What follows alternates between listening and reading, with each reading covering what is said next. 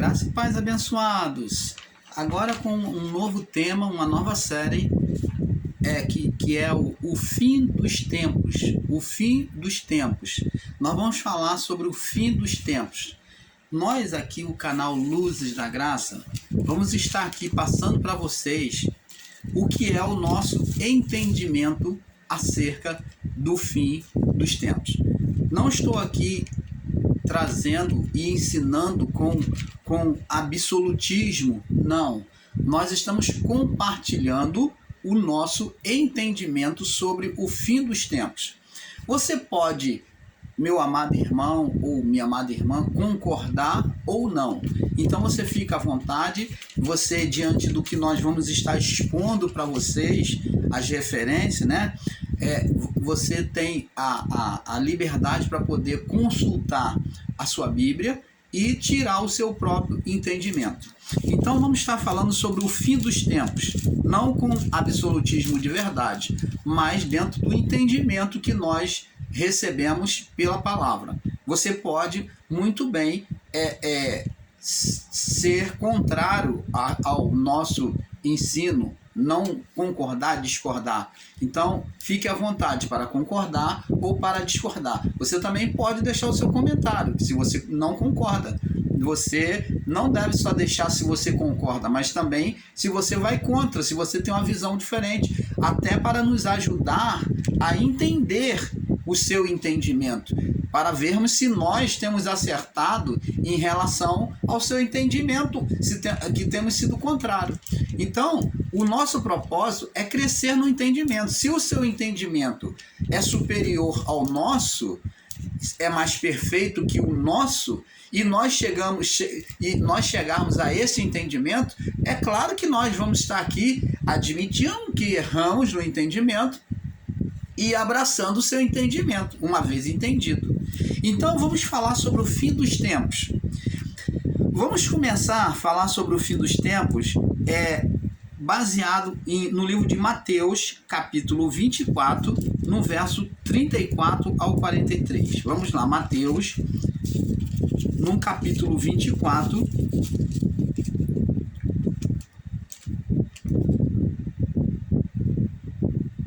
aliás, vamos começar a falar a partir do verso 34, do 24, verso 1.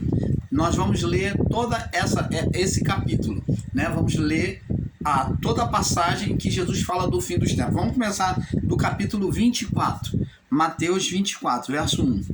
Diz assim: E quando Jesus ia saindo do templo, Jesus estava saindo do templo. Então Jesus ia ao templo? Ia. Ele ia orar no templo? Ia. Ele ia pregar, ensinar no templo? Ia. Então Jesus nunca discordou acerca do templo.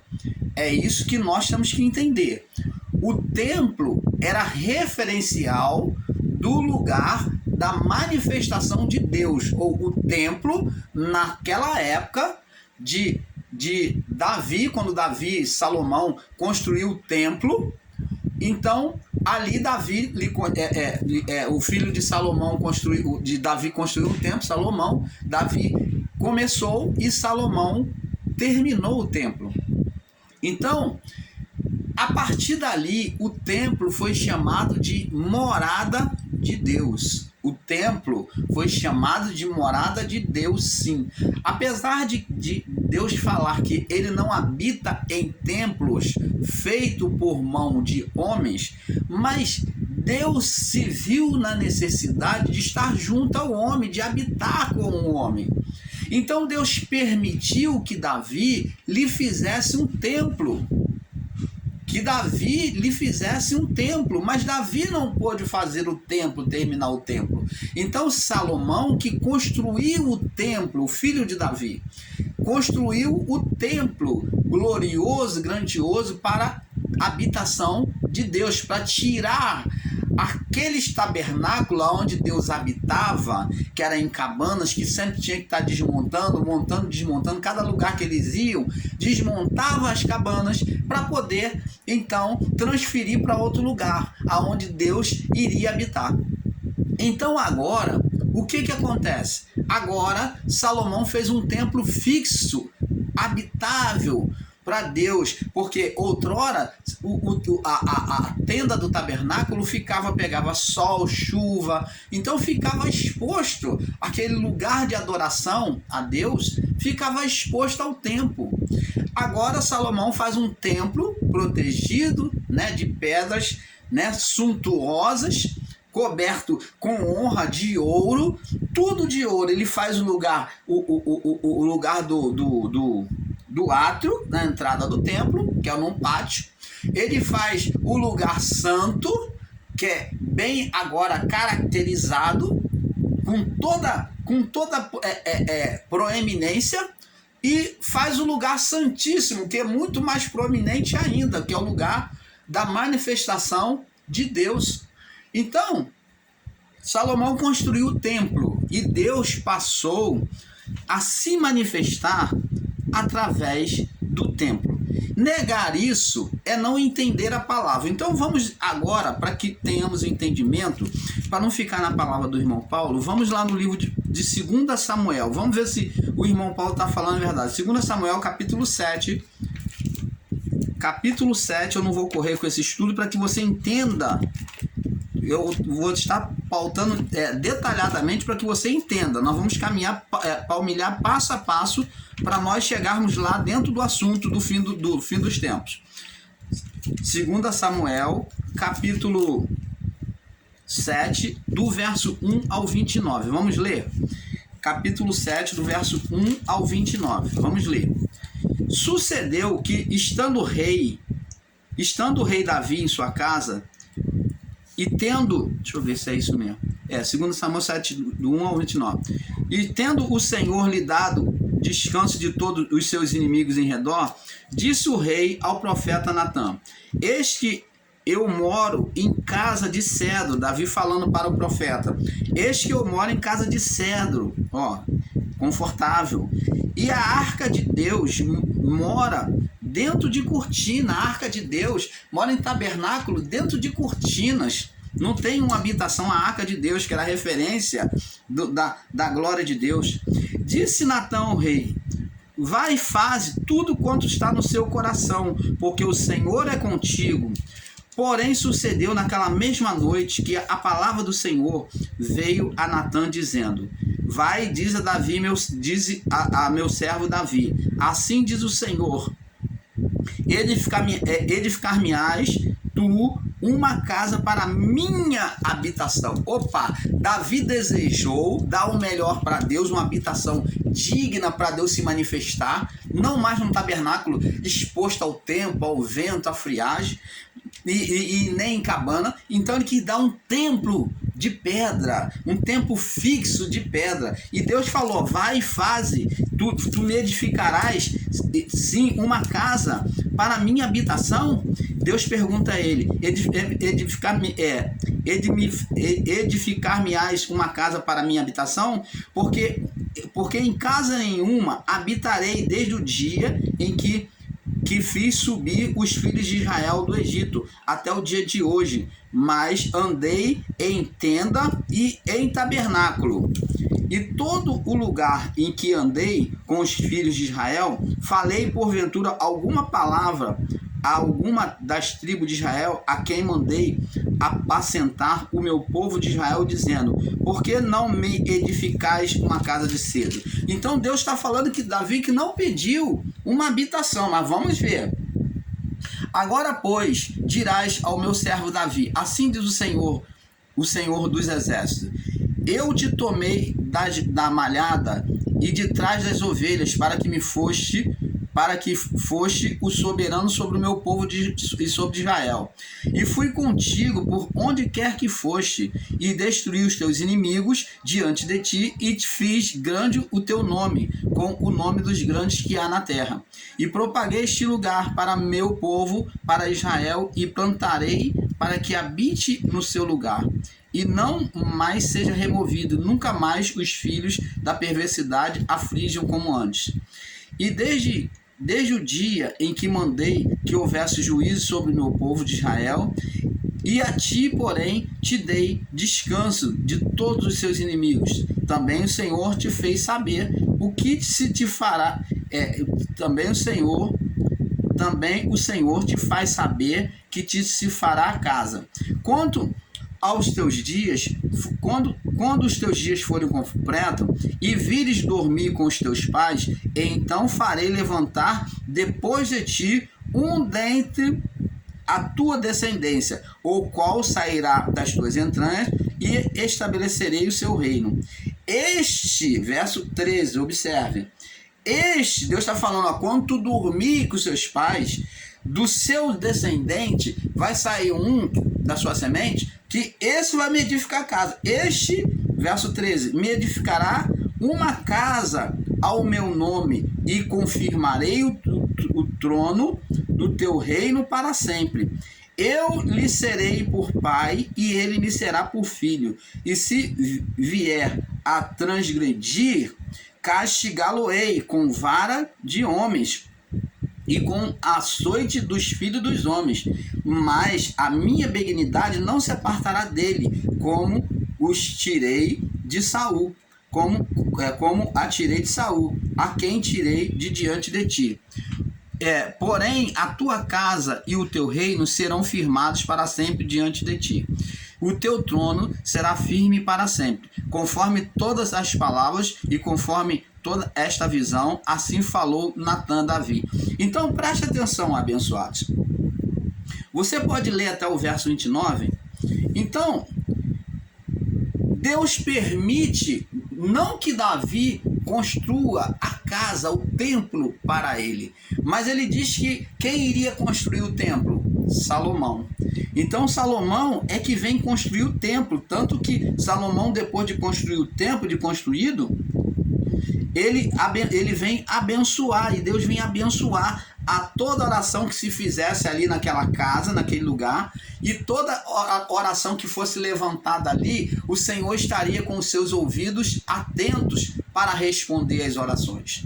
Então o templo, diferente do que muitos dos nossos irmãos estão ensinando por aí, ele nunca foi uma coisa perversa ou desprezada por Deus. O templo ele era referência do tabernáculo. O tabernáculo, ele era móvel, ele saía de um lugar para o outro, ele era móvel. Ele era de uma atitude de nômade, né? Então ele movia-se de um lugar para o outro, ele era móvel. Desmontava-se o tabernáculo todo e montava tudo de novo, as cercas do átrio, e montava tudo de novo em outro lugar. Isso sempre que se mudava de lugar. Agora, Davi tem um desejo, olhando para a vida confortável dele, ele fala, eu que habito em casa de cedro, no melhor não vou permitir que o Senhor se manifeste num lugar de tenda, no templo, não. Eu vou construir uma casa, eu vou construir um templo para o Senhor. Então, Deus fala para Davi, não, você não vai construir para mim. Você vai ir com seus pais para a terra onde estão os seus pais, você vai perecer, e o seu descendente é que vai me construir um templo para eu habitar. Então Deus, em momento nenhum, abençoado, esses ensinos que vai contra o templo, é um ensino errôneo, porque não se pode desprezar que realmente o templo foi a casa de Deus. Ele foi a casa de Deus, o templo, tabernáculo, e depois passou a ser um templo físico, um templo fixo, já não era um templo móvel mais. Mas o inicial foi um templo móvel. O templo móvel fazia referência à vida humana, corpo, alma e espírito. O tabernáculo móvel de tenda. E o templo fixo agora foi um lugar fixo aonde Deus se estabeleceu uma aliança com Davi. Por isso que ele permitiu um templo fixo. Ele estabelecer é fixar-se no lugar. Uma aliança com Davi, aonde todos que chegassem ali, todo o povo hebreu que chegasse para clamar ele, dali daquele lugar, ele atenderia. Então, não se pode desprezar o templo. Agora você vê, vamos agora voltar lá para Mateus 24, você vê o porquê que Jesus, ele vem agora tomar referência. Jesus não foi contra o templo. Ele, quando disse que não ia ficar pedra sobre pedra, ele não falou contra o templo. Vamos ler. Mateus 24. E quando Jesus ia saindo do templo, aproximaram-se dele os seus discípulos para lhe mostrarem a estrutura do templo. A estrutura do templo. Então, os discípulos fizeram uma coisa natural. Eles viram que Herodes estava reconstruindo o templo, colocando pedras suntuosas. Herodes era o rei na época. Então, ele estava valorizando o templo. E estava construindo, colocando pedras suntuosas, deixando ele bem caprichado, bem bonito. Pedras de mármores, né, trabalhadas, bonita. Então eles admiraram aquela construção de Herodes e mostrou para Jesus, apontou para Jesus: mestre, vede como é que está ficando o templo. E Jesus disse: vede tudo isto? Não vede tudo isto? Verso 2: em verdade vos digo que não ficará aqui pedra sobre pedra que não seja derrubada. Então parece que Jesus jogou um balde de água fria naquela alegria que eles sentiram em ver o templo ser reconstruído. Um templo que foi destruído várias vezes, né? No período da Babilônia, né? No período de Neemias, né? De Esdras. Então o povo estava numa alegria muito grande, que agora, mais uma vez, o templo estava sendo reconstruído e de forma suntuosa. Mas, infelizmente, agora já estava próximo do fim. Por isso é que Jesus falou: em verdade vos digo, não ficará pedra sobre pedra que não seja derrubada. Essa palavra de Jesus não está significando que Jesus iria destruir o templo, como muitos ali estão ensinando, achando que Deus destruiu o templo de Israel. Deus que criou aquela lambança, aquela matança e fez tacar fogo no templo de Israel. Deus queimou os cristãos lá dentro, os sacerdotes, muitos deles, queimou os levitas que lá estavam. Foi Deus?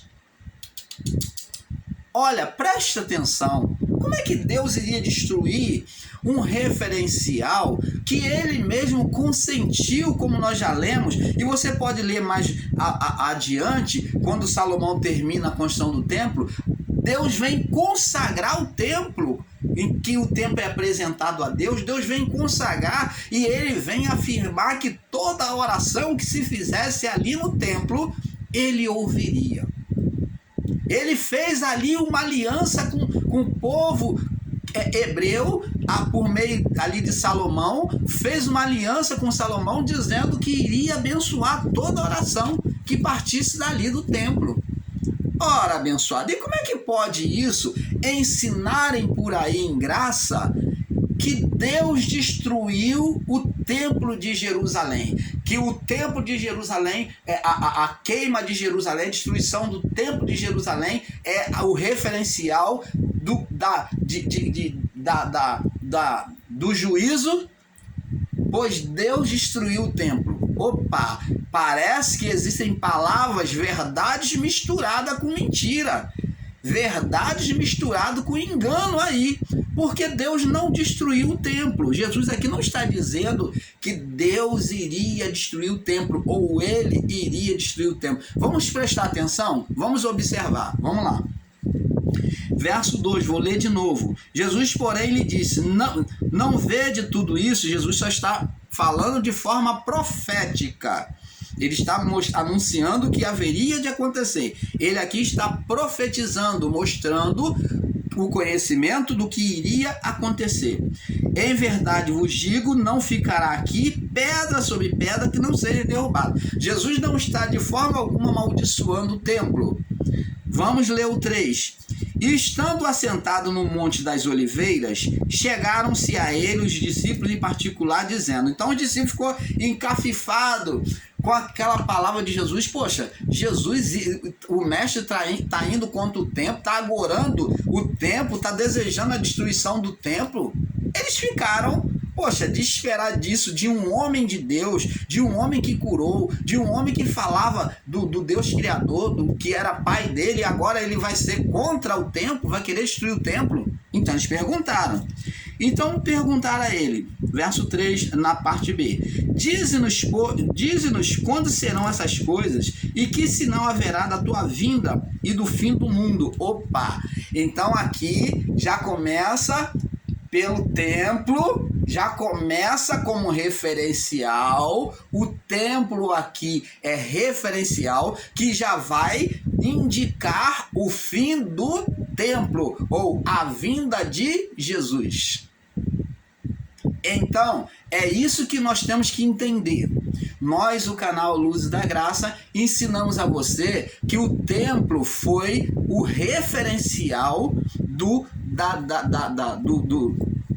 fim dos tempos, de que o fim dos tempos já estava chegando, estava próximo, estava às portas. Então ele foi o referencial, o templo. Por quê? Porque o templo era o lugar de manifestação de Deus. Se Deus permitiu tocar no templo, é porque o templo já não é mais necessário, o templo físico. Então foi retirado a manifestação física, visível, para agora ter uma manifestação invisível, o templo espiritual. Voltou agora a se manifestar o templo espiritual que foi representado, que era representado por meio do tabernáculo, que é corpo, alma e espírito. E aonde está esse templo que é corpo, alma e espírito? Somos nós.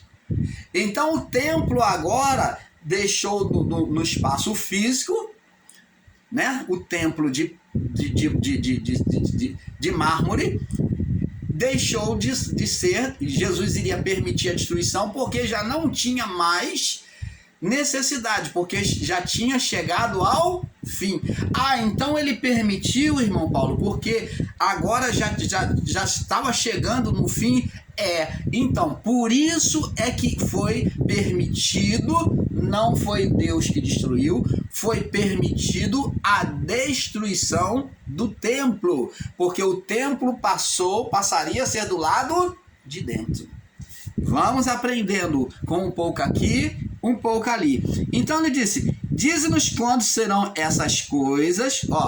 Qual essas coisas? Qual o referencial? Destruição do templo. E que sinal haverá da tua vinda? Estão falando que Jesus ainda vai voltar, mas nós, o canal Luz da Graça, ensinamos que Jesus já veio, porque o templo já foi destruído. O templo foi o primeiro sinal. E do fim do mundo, da tua vinda e do fim do mundo, que logo após a vinda, ia acontecer a vinda, Jesus recolhendo a sua igreja, o seu povo, e então, após isso, o fim do mundo. O que é fim do mundo? É destruir o globo terrestre, porque quando se fala fim de mundo para os evangélicos, eles entendem que é o cosmo, o fim do cosmo, mas não, o fim do mundo fala de estar referenciado a juízo, a final dos pactos da lei e dos profetas. Então, a lei e os profetas teriam que chegar ao fim. Deus teria que realizar um juízo, porque agora ele vem mostrar para nós aquilo que estava em oculto, de forma visível. Opa! Nós vamos mostrar isso para vocês. Mas vamos prosseguir um pouco mais. Verso 4. E Jesus respondendo, Mateus 24, verso 4 agora. Acautelai-vos que ninguém vos engane. Ele vai falar dos falsos profetas, né? Porque muitos virão em meu nome dizendo, eu sou o Cristo, e enganarão a muitos.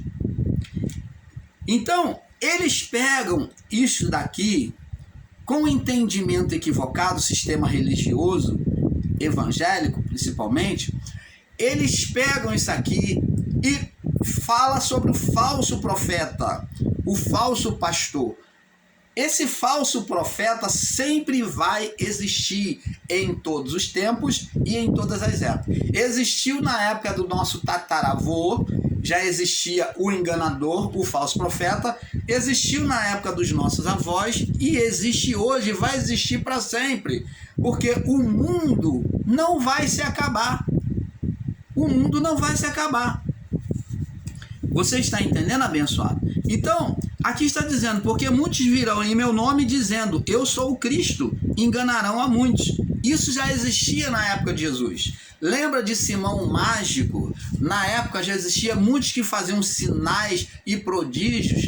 Olha, o falso profeta já existiu na época de Moisés. Os encantadores de Faraó, os magos, já faziam os mesmos sinais que Moisés. Você lembra que eles fizeram os mesmos sinais? Até com a própria vara deles, eles se transformaram em serpentes, como Moisés, sendo que o poder superior foi de Moisés, da manifestação de Deus, que engoliu as varas dos magos. Então, abençoado, eles transformaram a água em sangue, fizeram pragas também. Só que você está vendo que essa manifestação do falso profeta ou falso Deus, ele já existia, mesmo no tempo antigo. Os mágicos, os encantadores, né? Teve vários, na época da igreja primitiva também teve vários enganadores, falsos profetas. E Jesus diz assim, ó, no verso 6, e ouvireis de guerra e rumores de guerra, olhai e não vos assusteis, porque é lícito que isso tudo aconteça, mas não é o fim. Opa, então tudo isso, esse acontecimento viria, mas não era o fim, não era chegado o fim ainda, ia ter acontecimento, que já aconteceu naquela época. Mas, irmão Paulo, explica para nós por que hoje acontece isso. Olha, o povo israelita que nós conhecemos, vamos falar sobre Israel. Se você for basear, quando você ouve falar em guerra, surge uma guerra e logo o crente, né, o crente desentendido da palavra, logo diz, Jesus está voltando, é fim do mundo. Surgiu uma epidemia, é fim do mundo. Então, eles falam aí do anticristo na política, que diz que o fulano é anticristo, uma hora é um que é o anticristo, eles dizem que é um homem, que é um presidente, depois no outro ano dizem que é outro presidente, e assim vai. Então, abençoados, eles ficam tateando, eu desliguei aqui o backlight, tá? Um pouquinho, para refrescar. Então, eles ficam tateando e tentando adivinhar quem é o falso profeta, porque na verdade o falso profeta é todo aquele que vai contra a palavra, que prega o engano ou que vai contra o próprio Deus, a doutrina do próprio Deus.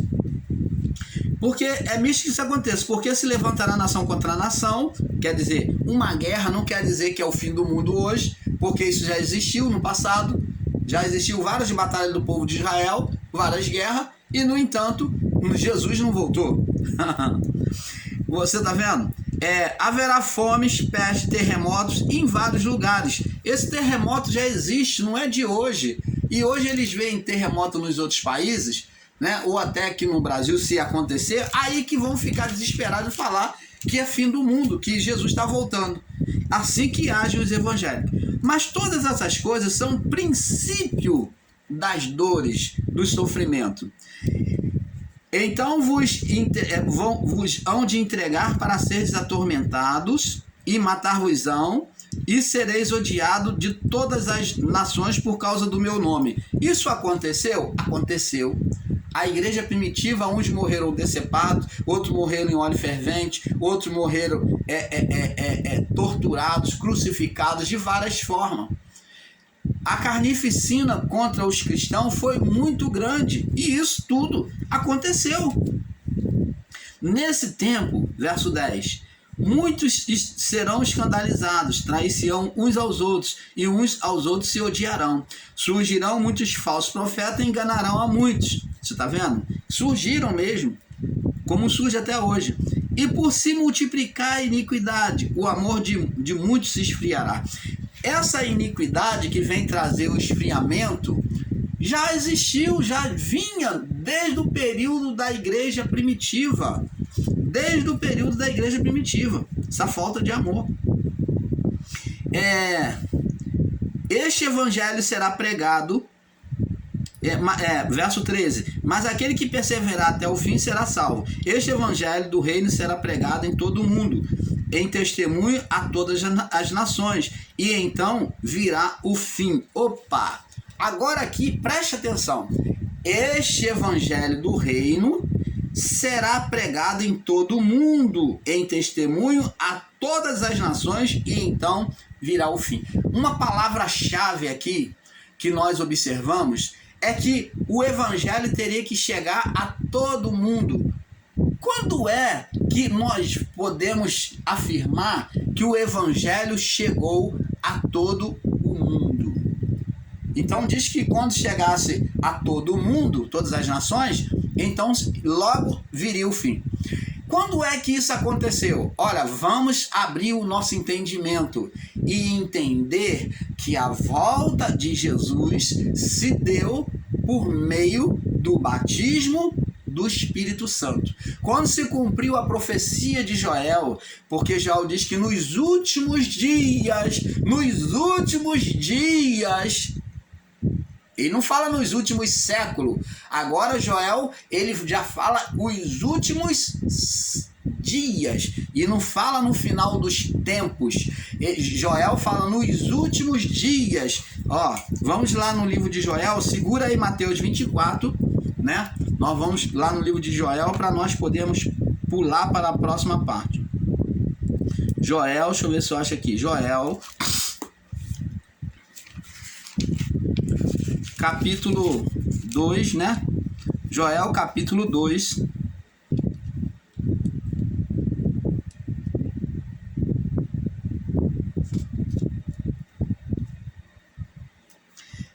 Há de ser que depois derramarei do meu espírito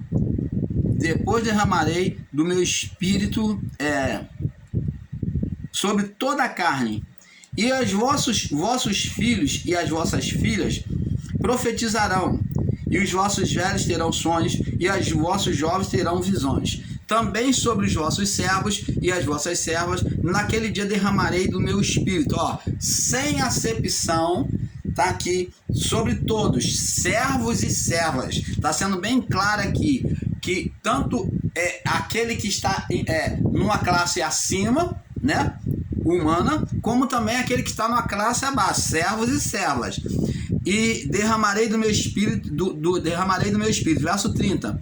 Mostrarei prodígio no céu e na terra, sangue, fogo e colunas de fumaça. Ora, agora nós vamos ver aqui, mostrarei prodígio no céu e na terra. Nós vamos ver aqui que os prodígios iriam acontecer nos céus, os acontecimentos, Deus iria mostrar, não está dizendo que ele iria fazer, mas está dizendo que ele iria mostrar é permitir ver. Então, no céu e na terra. Então, o que ele iria mostrar na terra? Sangue e fogo. Isso aconteceu, o derramamento de sangue? Houve derramamento de sangue na destruição do templo, né? A matança dos cristãos, e sangue e fogo, colunas de fumaça. A cidade de Jerusalém virou uma grande coluna de fumaça, mostrou-se uma grande coluna de fumaça. Agora ele diz aqui, ó, em relação ao céu, qual o sinal que aconteceria no céu? Nós temos que observar isso aqui, ó.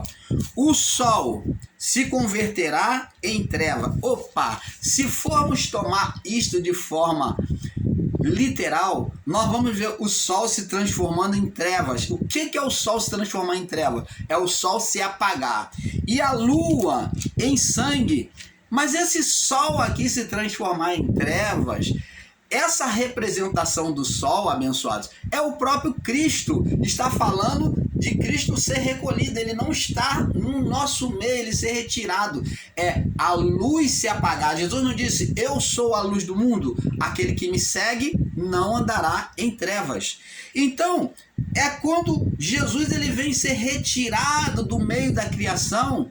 Então agora, ele na sua morte e ressurreição, ele volta. Agora o sol não está mais entre nós. O sol foi retirado do nosso meio. E o que vai acontecer? Se o sol for retirado, a lua pode dar a sua luz? Não. E qual é o referencial da lua?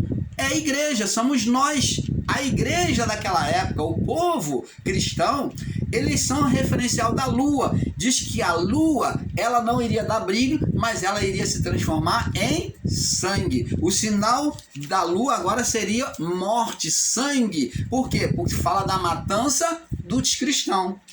E antes, aqui ó, isso tudo ia acontecer antes que venha o grande terrível dia do Senhor. A manifestação do juízo de Deus só viria depois que acontecesse a manifestação física na criação. A matança do cristão, quando Cristo fosse retirado, né, da criação. Então, agora a matança dos cristãos, né, da igreja, o derramamento de sangue. E então, após isso, todos esses acontecimentos catastróficos, então viria o dia do Senhor. Vamos passar para a próxima parte, está muito avançado, porque é um pouco aqui, um pouco ali. Vamos para a parte 2, tá? O fim dos tempos, parte 2. Paz.